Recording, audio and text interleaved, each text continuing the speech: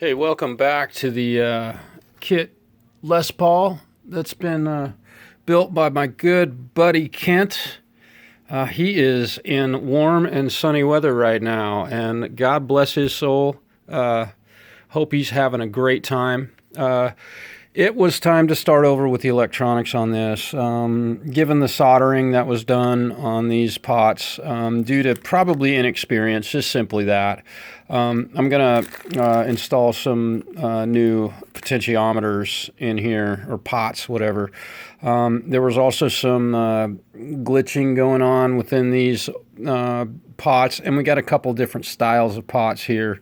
So I have shielded the body cavity just to kind of keep interference. This is going to have humbuckers in it, so shielding it's important. All the grounds will be all tied together. The controls, potentiometers will be, spit it out, brother. Time to start over again, and here we go. I'll have it all done, color-coded wiring and the whole 9 yards. So, should be a good, clean job once it's all said and done. And I can work outside of the body cavity on this instead of having to work down in a hole. Down in a hole. Yeah, well, that's a great song. Poor Lane. God damn, what a depressed mofo he was. Whew. Peace, y'all. See you in a bit.